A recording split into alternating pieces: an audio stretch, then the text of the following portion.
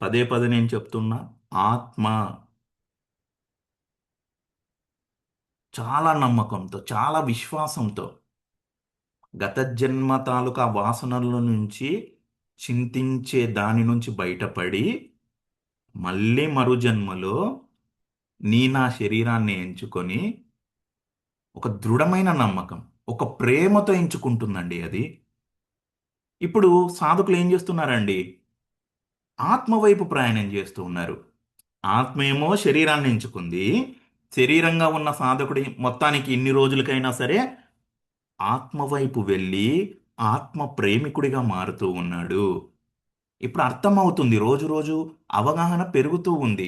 ఆత్మ శరీరం మధ్య బంధం, సంబంధం, సామరస్యం, స్నేహం, వాత్సల్యం, మమకారం, ఆ ప్రేమ అండి. మనం అక్కడిక్కడ వింటూ ఉంటాం, ప్రేమ పవిత్రమైనది, శ్రేష్టమైనది.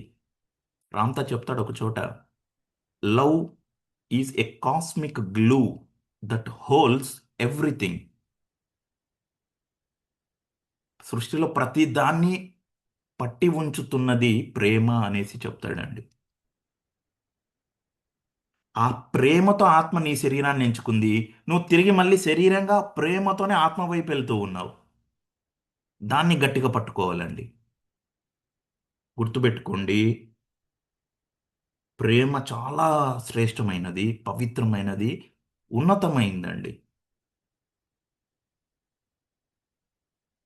పదే పదే పదే పదే ఆత్మ శరీరం దీన్నే మనం గట్టిగా స్మరణ చేసుకోవాలి. ఆ ప్రేమను ఒకచోట ఎక్కడో చదివినట్టు గుర్తు నాకు. ఆ ప్రేమను అంతం చేసే ఆయుధం ఏది లేదంటాడు, మృత్యువుతో సహా. నీ ఆత్మ నీ శరీరం పైన ప్రేమ పెట్టుకుంది. నువ్వు శరీరంగా నీ ఆత్మ వైపు మళ్ళీ అదే ప్రేమతో వెళ్తూ ఉన్నావు. ఇప్పుడు ఆ ప్రేమను ఓడించేది, నశింపజేసేది, అంతం చేసే ఆయుధం ఏది లేదంటాడండి.